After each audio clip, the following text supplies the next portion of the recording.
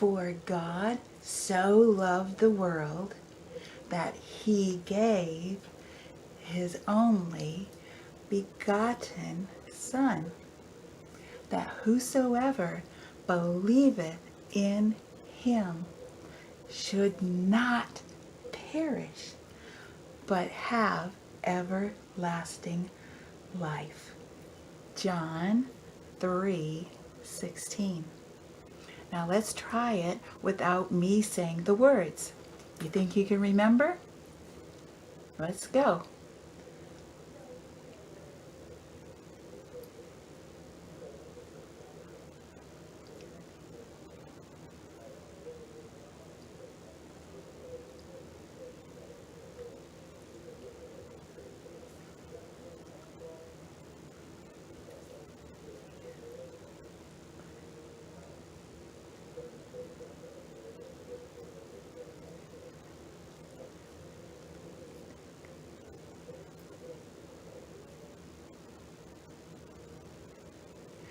Good job.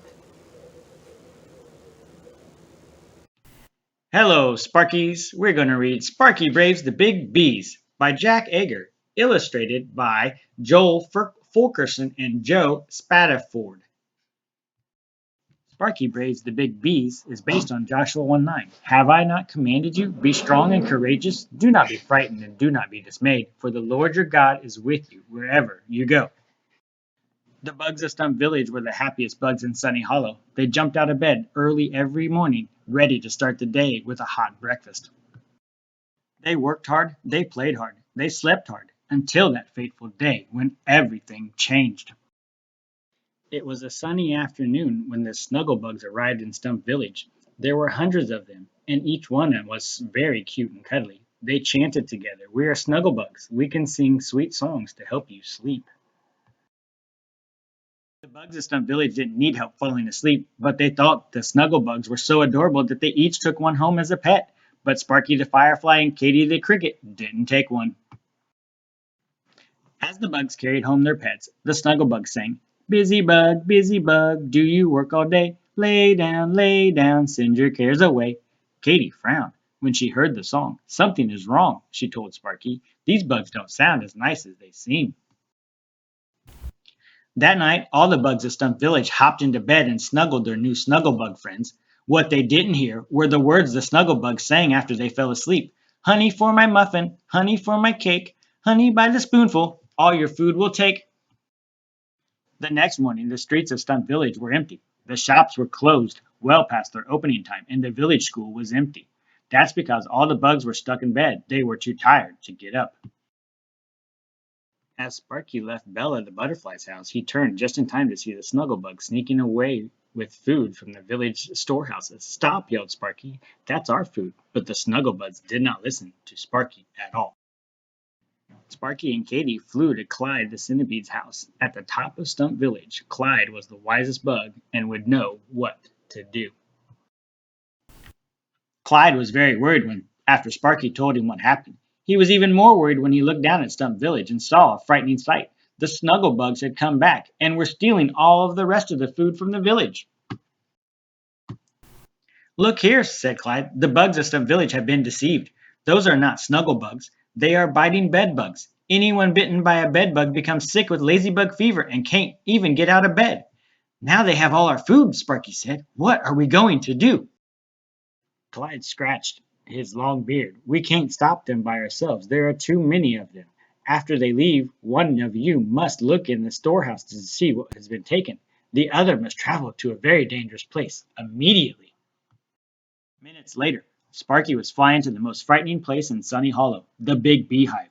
No bug ever wanted to go to the hive. It was called the Big Beehive for a reason. The hive and the bees were huge. Sparky had just spotted the hive when a loud voice called out, "Halt! Stop in the name of the Queen!" When he looked up, Sparky was surrounded by big bees. Each one was beefy and broad, with black and gold stripes and a stern face. They all had their weapons pointed right at Sparky.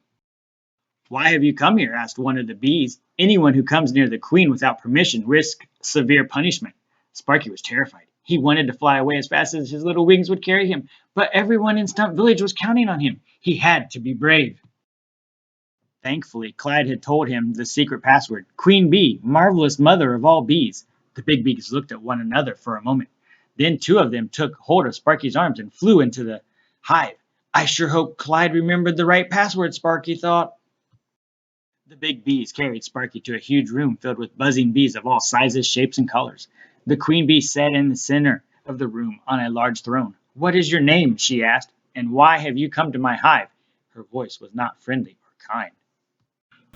Sparky was more afraid than he had ever been, but he reminded himself that he needed to be brave and said, My name is Sparky the Firefly, and I'm from Stump Village. Then, his voice growing stronger, Sparky told the queen everything that happened. Help us, O Queen Bee, he pleaded. You're our only hope. The queen bee thought for a moment, then she smiled. It's dangerous for little bugs to come to my hive, she said. You are very brave to risk that danger for your friends. We will help you. Thank you, Queen Bee, said Sparky. Place this honey flower at the top of the tallest building in Stump Village, said the queen. Do this before the sun rises tomorrow, and we will find you. Sparky flew back to Stump Village and placed the honey flower on top of Clyde's house. Early the next morning, Sparky and Katy waited on Clyde's roof. I hope the big bees really can cure lazy bug fever, said Katy. But what are we going to do about the food? I searched through the storehouses yesterday, and those terrible bed bugs took all of our food. There won't be a single bite to eat this winter. Before Sparky could answer, a loud buzzing filled the air. The big bees had arrived. Some of them carried dippers and buckets of golden honey. The queen landed in town square with her megaphone. Bugs of Stump Village, she called out. This is the queen bee. We are here to help you.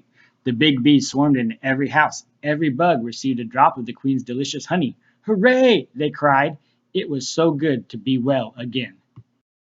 All the bugs of Stump Village flew, hopped, or crawled to the village square to get a glimpse of the queen. Where is the young firefly that came to see me? She asked. Sparky landed in front of the queen. You saved our village, your majesty. The queen smiled. You saved your village, Sparky, she said. You were brave enough to ask for help even when you felt afraid. Therefore, I would like to grant you one more request. What else can we do for you? The bedbugs stole our winter food, Sparky said. We won't have anything to eat once the weather turns cold. The queen waved her hand in the air, and in a flash, the big bee zoomed into the sky.